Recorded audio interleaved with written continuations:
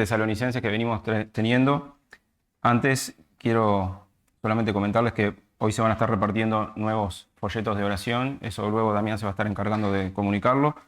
Bueno, estamos contentos que Milton está con nosotros. Él me avisó que no se sentía muy bien, así que se va a retirar cuando terminemos el estudio. Pero bueno, nos alegra que esté con nosotros Milton, así que bienvenido de nuevo. Y pueden ir abriendo, si quieren, la palabra en 1 Tesalonicenses 2, 14 al 16 tenemos para hoy. 1 Tesalonicenses 2, 14 al 16.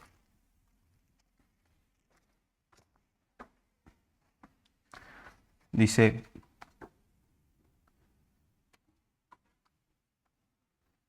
no, está segunda, con razón. Yo digo, esto no es lo que yo estudié. Acá. 1 Tesalonicenses 2, 14 al 16. Pues ustedes, hermanos, llegaron a ser imitadores de las iglesias de Dios en Cristo Jesús que están en Judea, porque también ustedes padecieron los mismos sufrimientos a manos de sus propios compatriotas, tal como ellos padecieron a manos de los judíos. Estos mataron tanto al Señor Jesús como a los profetas, y a nosotros nos expulsaron, y no agradan a Dios, sino que son contrarios a todos los hombres, impidiéndonos hablar a los gentiles para que se salven, con el resultado de que siempre llenan la medida de sus pecados, pero la ira de Dios ha venido sobre ellos hasta el extremo.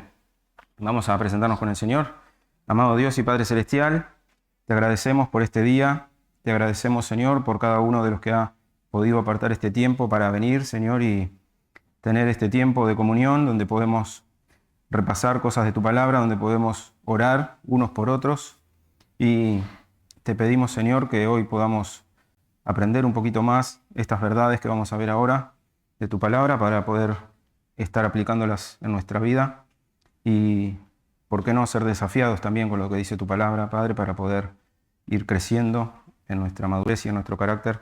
Te agradecemos todo esto en el nombre de tu Hijo Jesús. Amén. ¿Alguna vez se han sentido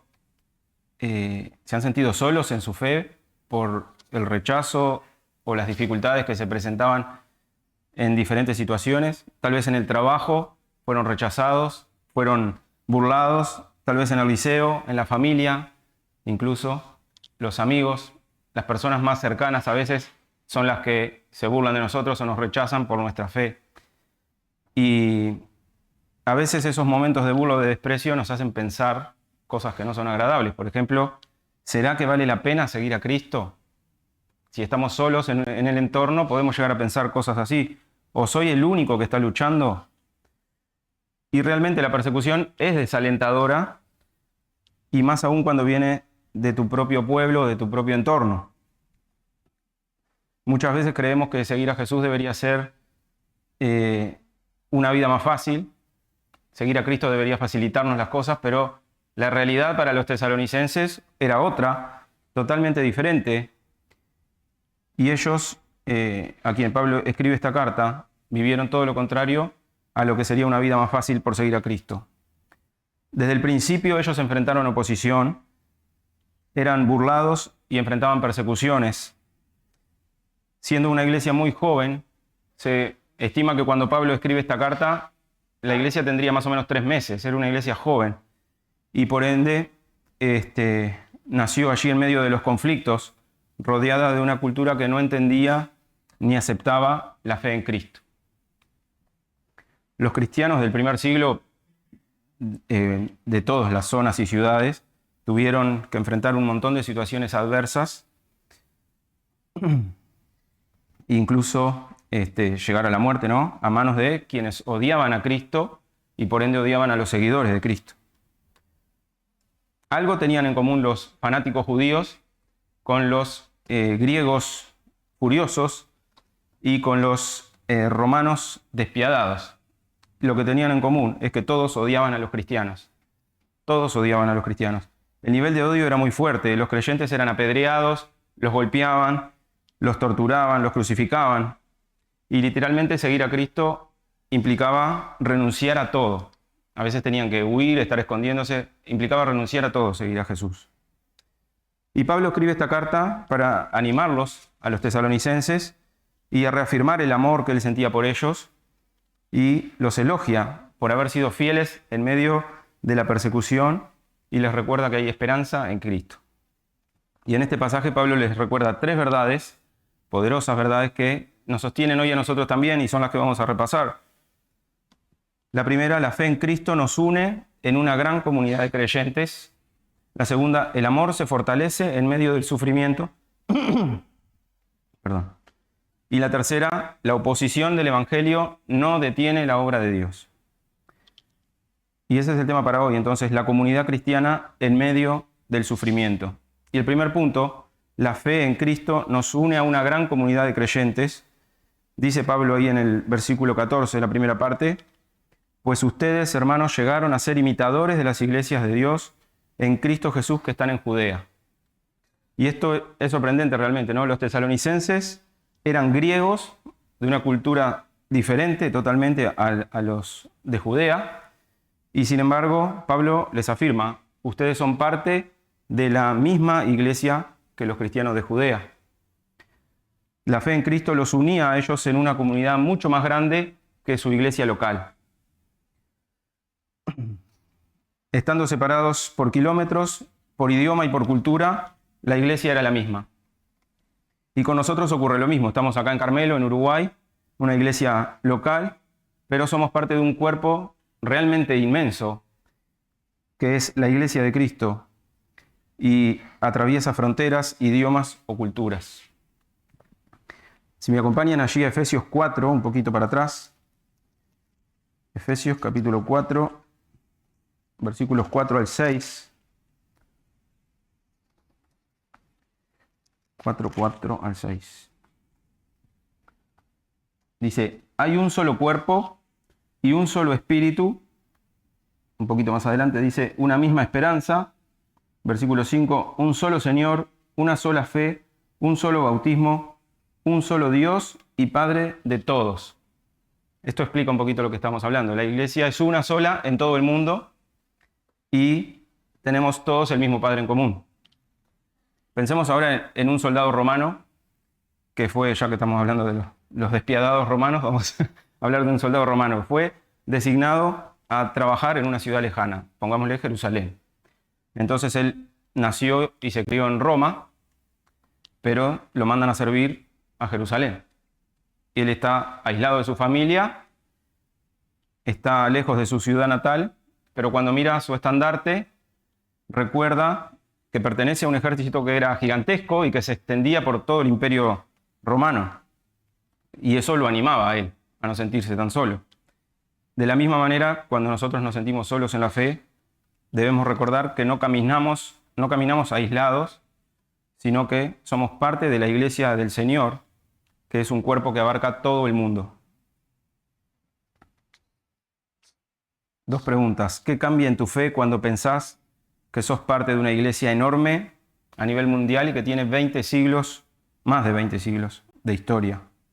¿O cómo podríamos estar más conectados con la iglesia alrededor del mundo? Yo creo que, en primer lugar, para cambiar nuestra fe o nuestra forma de ver la vida cristiana en el mundo, teniendo esa visión del mundo y no solamente de Carmelo, sería dejar de quejarnos de repente. Si somos quejosos, dejar de quejarnos. ¿Y por qué? Porque a veces enfrentamos oposición nosotros acá, pero tenemos libertad de reunirnos. Ahora está la puerta abierta ahí, cualquier persona puede entrar, no pasa nada. Tenemos libertad de juntarnos para tener estos tiempos de comunión en el nombre del Señor. Y sin embargo, a veces si le hablamos a alguien de Cristo y se burla nuestro o nos rechazan, abrimos el cajoncito de las quejas y sacamos, ¿a quién me manda a mí hablarle a este? Ahora me quedé enojado para todo el día porque me rechazó, me habló mal. ¿Cuántas veces nos han dicho, no, a mí no me hables de Dios, no me interesa? Nos ofende, ¿no? ¿Verdad? Nos molesta. Y eso tal vez nos puede llevar a enojar. O decimos cosas como, ¿por qué a mí me pasan estas cosas? Lo cierto es que nos quejamos, pero recordemos que los hermanos de todo el mundo están pasando por lo mismo que nosotros, algunos un poco más suave y otros mucho peor que nosotros. Hoy mismo hay creyentes en países donde no es legal ser cristiano. Es ilegal, es motivo de cárcel, por lo menos. Y sin embargo, Ellos permanecen firmes allí en el lugar en el que están. Les doy algunos datos. El año pasado fueron asesinados casi 4.500 cristianos, solo por ser cristianos. 380 millones de cristianos son perseguidos en el mundo hoy en día. 380 millones. Casi 5.000 cristianos fueron arrestados el año pasado, también solo por ser cristianos. 7.600 y pico de edificios de iglesias fueron atacados o destruidos. Todo esto el año pasado solamente. Y ahora si me acompañan a Primera de Pedro, Primera de Pedro 5, 9.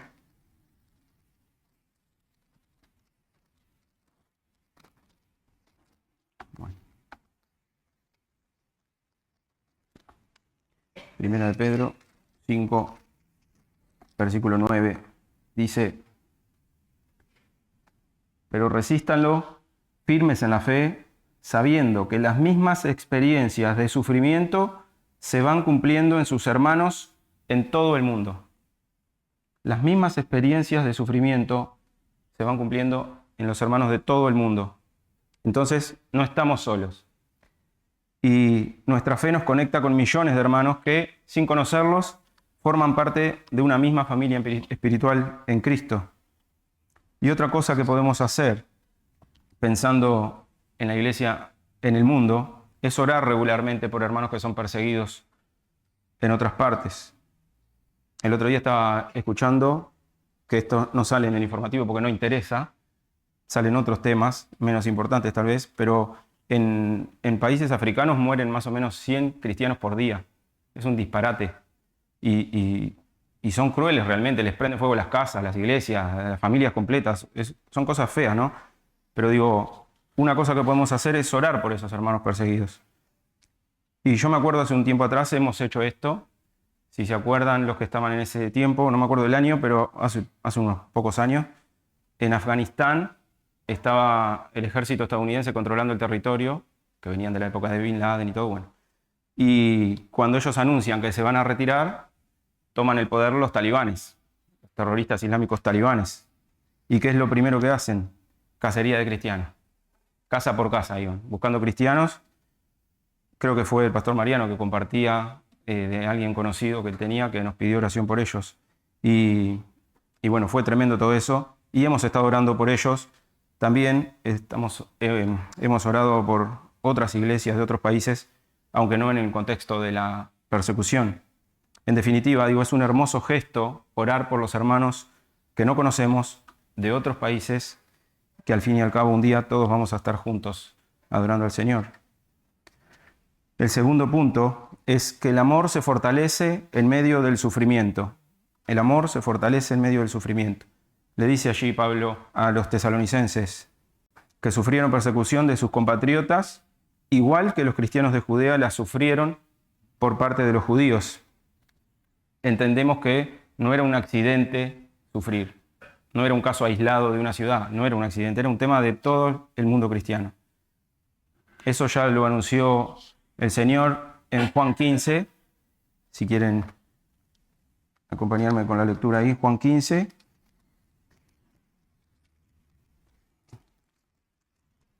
...18 al 20. Juan 15, 18 al 20, dijo Jesús: si el mundo los odia, sepan que me han odiado a mí antes que a ustedes. Si ustedes fueran del mundo, el mundo amaría lo suyo, pero como no son del mundo, sino que yo los escogí de entre el mundo, por eso el mundo los odia. Acuérdense de la palabra que yo les dije: un siervo no es mayor que su señor. Si me persiguieron a mí, también los perseguirán a ustedes. Si guardaron mi palabra, también guardarán la de ustedes. Entonces el punto es ese, ya lo dijo Cristo, vamos a ser perseguidos. O fuimos de alguna manera, o somos, o vamos a ser perseguidos. La iglesia tiene que pasar por eso. Y es precisamente allí donde el amor se hace más visible. ¿Y de qué manera? Sosteniéndonos mutuamente. Gálatas 6.2 nos recuerda: lleven los unos las cargas de los otros y cumplan así la ley de Cristo. Si hacemos caso de esto que dice Gálatas, ningún hermano va a sufrir solo o aislado de la iglesia. También en 1 Corintios 12:26 dijo Pablo: si un miembro sufre, todos los miembros sufren. Esto tiene que ver con estar conectados entre nosotros. Imaginemos un joven, una joven, es una chica el ejemplo, en Tesalónica que se convierte a Cristo. Antes participaba en las diferentes fiestas paganas que habían en la ciudad, pero ahora se niega a participar porque su vida cambió a partir del Señor. Sus amigos se alejan de ella porque ya no comparten los mismos gustos y placeres. Su familia la rechaza por su cambio de vida y por ende se siente sola. Sin embargo, en la iglesia encuentra hermanos que la animan, se juntan a orar con ella, la visitan y ella con esas experiencias descubre un nuevo tipo de amor, que es el amor de la familia en Cristo, que la va sosteniendo en medio del rechazo. Allí es cuando el amor de la iglesia se vuelve más real, cuando un hermano está sufriendo. Ahí es cuando nos ponemos la camiseta, por decirlo así, y tenemos que actuar. Ese mismo patrón de rechazo se repite hoy en día.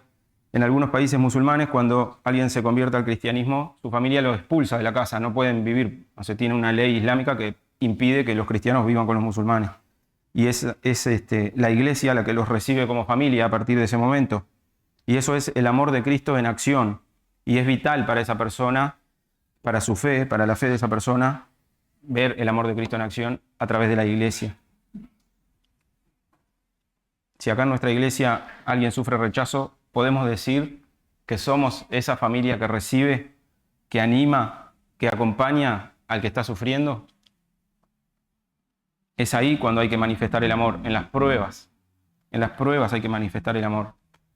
Esta frase me encanta. El amor se prueba en las pruebas. El amor se prueba en las pruebas. El amor es acción. Es un compromiso de ayudar a los otros. Es acompañar a los hermanos en las cargas, como nos mandaba Gálatas 6:2. La forma que tenemos para lograr esto también tiene que ver con estar conectados, como decía recién, tener conexión entre nosotros, que confiemos en alguien para compartir nuestras cargas y nuestras luchas. Levante la mano el que no tenga cargas ni luchas. Es un chiste. Si no, pasanos la receta. Bueno, ya lo ven, todos tenemos cargas y luchas, y el tema es con quién compartimos las cargas y las luchas. Asimismo, es importante también escuchar para poder ayudar y llevar las cargas de los otros. Estamos de acuerdo entonces que si alguien nos comparte sus cargas y sus luchas, está esperando algo de nosotros también, ¿no? Será una oración, será un mensaje de ánimo, será un abrazo, será un pasaje de la Biblia para animarlo. Algo tenemos que hacer, no podemos quedar solamente poniendo el oído. Algo tenemos que devolver a lo que el otro nos está comunicando. Entonces es importante que entre los hermanos haya conexión para confiar a quien compartirle nuestras cargas y para escuchar las cargas de las luchas y las luchas de los demás. Estar atentos a quienes están solos o enfrentando oposición en su entorno es importante para la iglesia. Hay que mostrar amor práctico.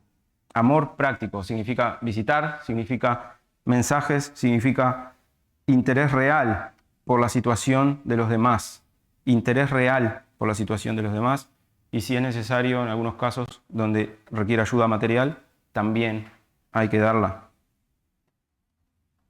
¿Alguna vez sentiste el apoyo de la iglesia en un momento de dificultad? Si fue así, experimentaste entonces ese amor del que estamos hablando en medio de un sufrimiento. Y si no, podemos pensar de qué manera ayudar a los que están necesitando ser apoyados. La clave es estar atento y estar dispuesto a hacerlo.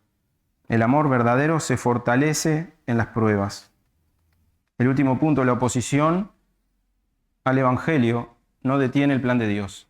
La oposición al Evangelio no detiene el plan de Dios. Habla fuerte Pablo en los versículos 15 y 16. Vamos a repasarlos porque hace un ratito que los leímos ya. 1 Tesalonicenses 2.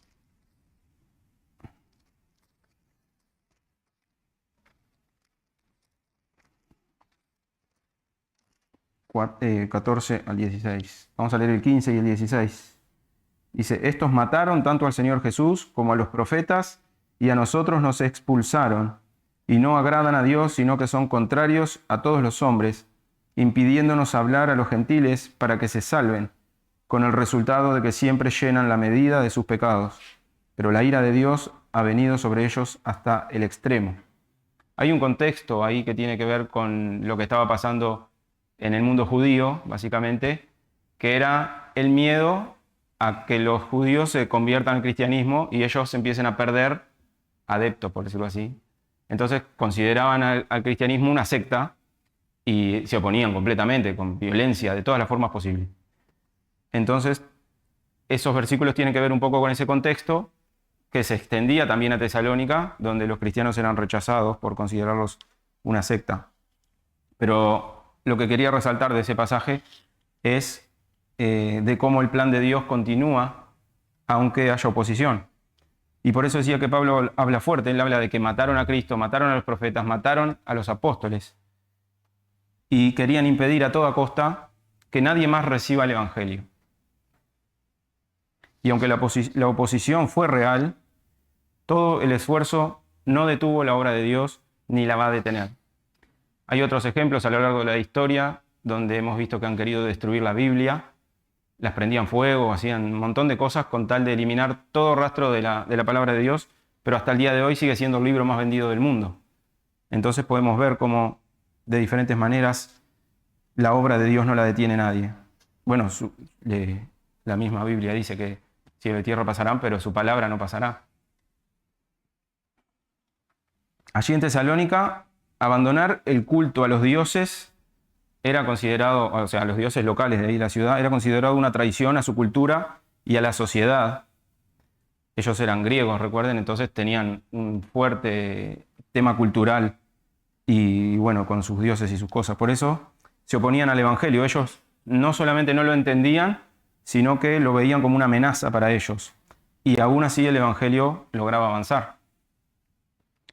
En Mateo 16, 18, Jesús mismo asegura, cuando dice: sobre esta roca edificaré mi iglesia, y las puertas del Hades no, ¿se acuerdan?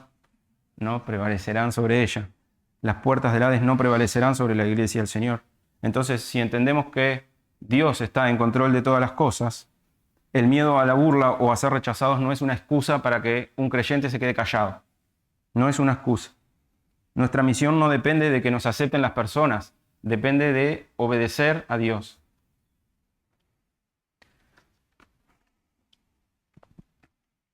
Podemos tener una oposición fuerte, podemos ser rechazados de diferentes maneras, pero el plan de Dios va a continuar. Y a veces funciona a favor, porque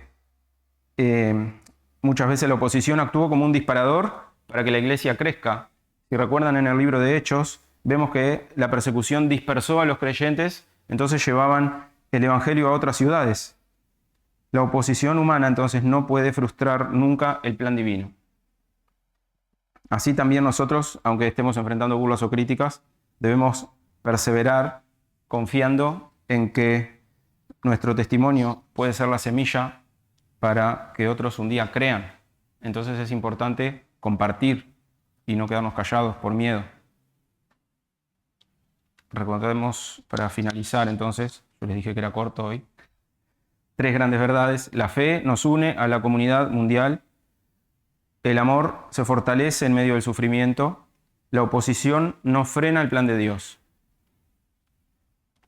Podemos mirar la iglesia como si fuera una gran cadena a lo largo de la historia, una gran cadena. Cada eslabón son creyentes que vivieron, que sufrieron, que permanecieron fieles en las dificultades y nos pasaron la antorcha a nosotros, como si fueran los Juegos Olímpicos que se pasa la antorcha. Bueno, nos pasaron la antorcha a nosotros. Y nosotros venimos a ser un eslabón más de esa cadena. Pueden golpearla la cadena, pero no se va a romper, porque es a Cristo a quien está unida. Y un día todos los creyentes, tanto los vivos como los que ya murieron, vamos a vivir con el Señor con un cuerpo resucitado y glorificado. Entonces, no tengamos miedo, vivamos con fe, apoyados unos en otros, con amor práctico, porque la iglesia es familia, la iglesia es comunidad, el nombre de esta iglesia es comunidad, así que está bien visible lo que estoy hablando. Entonces vivamos con la esperanza firme de que Dios va a cumplir su plan. Está el Espíritu Santo que nos ayuda a permanecer firmes en la fe, a ser capaces de mostrarles a otros un amor genuino y a mantener nuestro carácter moral, incluso cuando estamos siendo perseguidos de alguna manera. Nos podemos llevar un desafío para hoy. ¿Qué compromiso vamos a tomar esta semana para unirnos más a la comunidad de la fe? ¿Qué compromiso vamos a tomar esta semana para unirnos más a la comunidad de la fe? Quizás orar por hermanos perseguidos en otro país, quizá visitar a un hermano que esté solo, quizá enviar un mensaje de ánimo para otro hermano que sabemos que no está bien, o invitar a alguien a compartir un tiempo con la palabra. Lo importante es que podamos aprovechar las diferentes oportunidades que Dios nos da para poder mostrar el amor práctico y vivir como una comunidad. Vamos a orar. Padre, te agradecemos, Señor, porque un mensaje breve, Padre, pero qué lindas verdades, Señor. Primero, confiar en que tu plan se cumplirá sin importar quién se ponga delante. Poder entender, Padre, que a veces somos una iglesia local pequeña, pero saber que hay miles de millones de personas en el mundo compartiendo nuestra fe, pensando en un solo Señor, en adorarlo, en agradarle, y eso nos da ánimo. Y qué bueno que es, Padre, poder pensar en el amor de la iglesia también, cuando hayan hermanos sufriendo o sintiéndose solos porque son rechazados por el mensaje de Cristo. Pero qué bueno, Señor, que es tener hermanos dispuestos a mostrar la empatía, a mostrar ese amor que solo los que conocimos tu amor podemos también experimentar y compartir. Así que te pedimos, Señor, que bendigas tu iglesia con estas verdades, que podamos esta semana aplicar estas cosas, Señor, pensando en otros hermanos que están necesitados. Te damos las gracias en el nombre de tu Hijo Jesús. Amén.